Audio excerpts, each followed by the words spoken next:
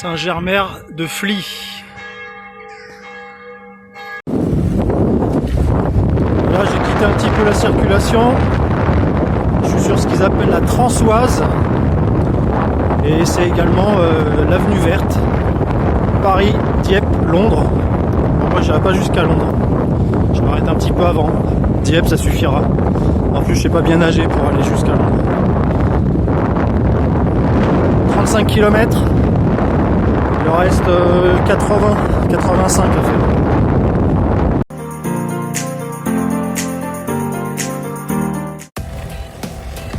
On est à mi-parcours. Là ça grimpe un petit peu.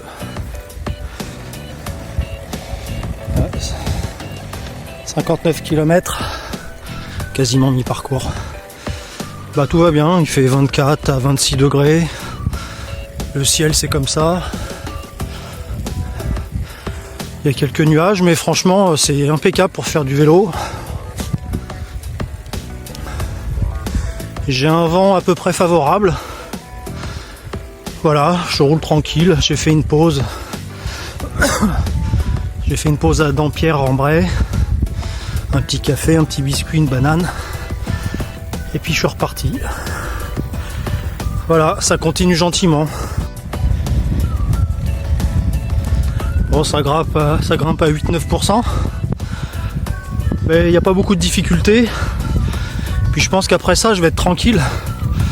J'ai dû faire allez, au moins 80% du dénivelé. À un moment donné, c'est que du profil descendant jusqu'à Dieppe. Donc ça va être nickel. C'est pas un parcours difficile. 120 bornes, mais il n'y a pas beaucoup de dénivelé. Je crois qu'il doit y avoir 700 mètres. C'est ce que je fais d'habitude en 70 bornes. Là, on est pas mal en haut de la montée. Ça valait le coup de prendre du 8 à 10% là. C'est vraiment chouette. Bon, de ce côté-là, c'est moins beau parce que je vois rien. Là, par contre, je vois toute une vallée. C'est génial.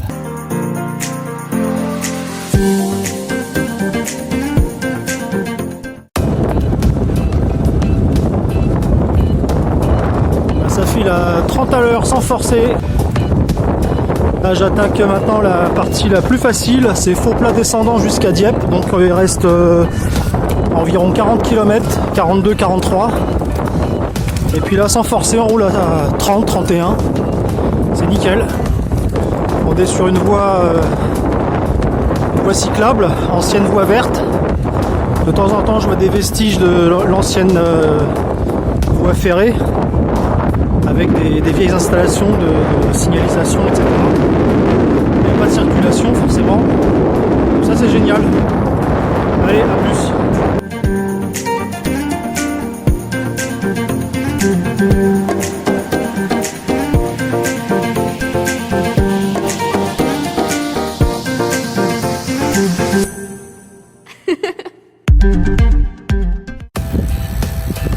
Là, on voit des anciens quais d'une ancienne gare. Là, c'était la gare de Nesle-Sincère qui a été réaménagée en espèce de restaurant. C'est vraiment sympa. Là, le panneau de la gare.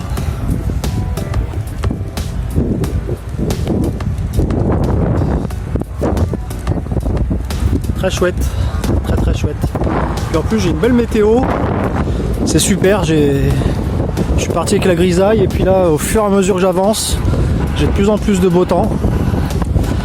J'ai jamais eu froid hein, parce qu'il a toujours fait entre 22 et 26 degrés, donc c'est nickel.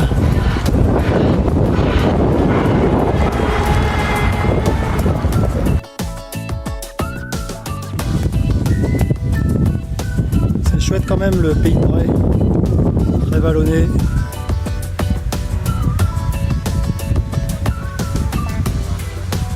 Et moi, je vais par là.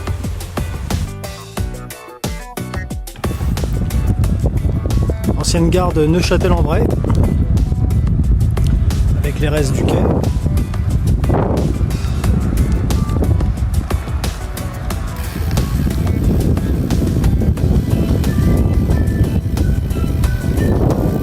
On s'en met au restaurant.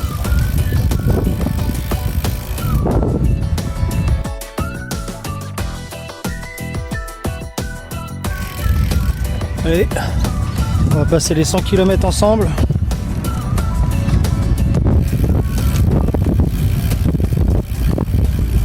Et voilà, 100 km.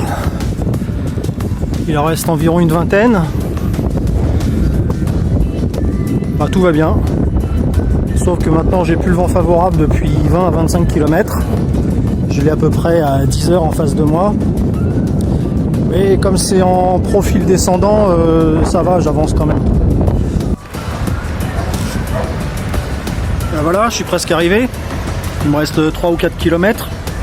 Puis comme j'avais la dalle et puis qu'il est 4 heures et quelques, et que j'ai pas mangé hormis la banane et puis ouais, je me suis arrêté dans une boulangerie aussi tout à l'heure. Enfin, j'ai pas mangé vraiment quoi. Donc je me suis arrêté dans la première boulangerie que j'ai trouvée juste avant Dieppe.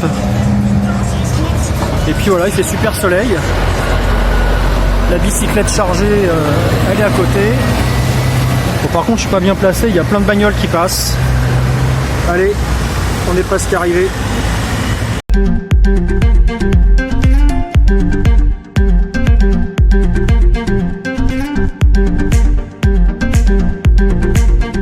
Parti à 8h30.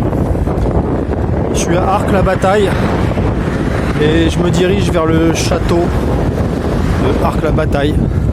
Je sais pas si je vais pouvoir le visiter parce que je ne sais pas si c'est ouvert, et en plus par rapport à l'horaire, en admettant que ça soit ouvert au public, peut-être qu'à ce temps-là ça sera fermé. Enfin bon, je vais quand même y aller et puis on verra bien.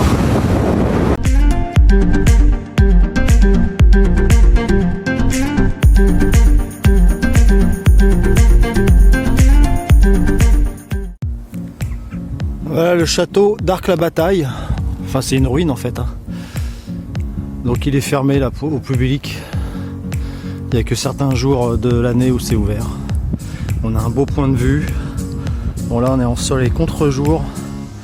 Il y a, je sais pas ce que c'est en bas, si c'est un étang ou un fleuve, une rivière quelconque, j'en sais rien.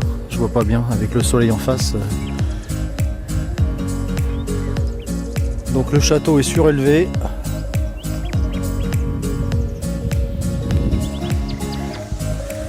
Là, on voit vraiment qu'on est en contrebas. Bon, puis naturellement, comme à l'ancienne, les châteaux, il y avait de quoi recevoir de la flotte pour éviter que l'ennemi vienne l'attaquer. Bon, bah, je continue. C'est un petit peu gravel là. J'ai pas les pneus adaptés. Je suis en pneus slick.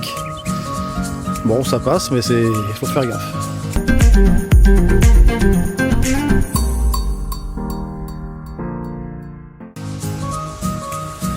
Et ben, ça, c'est ce que je voyais de là-haut. Donc, c'est pas un lac ou un étang, c'est bien un petit cours d'eau. Avec le petit courant. Un petit pont que je vais devoir passer. C'est super beau. Là, ça donne envie de faire un pique-nique, même s'il est que 9h du matin. Franchement, c'est chouette. Un petit chemin en herbe et un peu de goudron pour arriver jusque là. Ah, franchement, c'est super joli. Et je comprends pourquoi ça s'appelle le pont de pierre, parce que c'est des pierres énormes qui font la plateforme pour marcher dessus. C'est génial.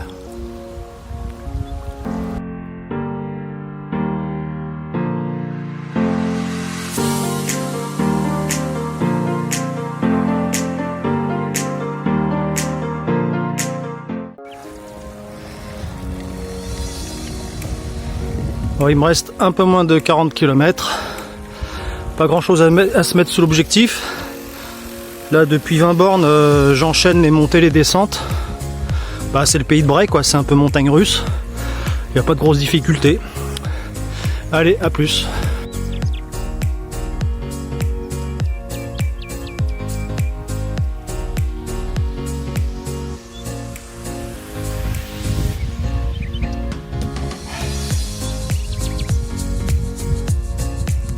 C'est quand même plus beau que les immeubles en région parisienne. Il y a déjà des champs de colza. Ça pue les champs de colza. Tout à l'heure j'étais là-bas, dans le nuage, et là je suis plein soleil.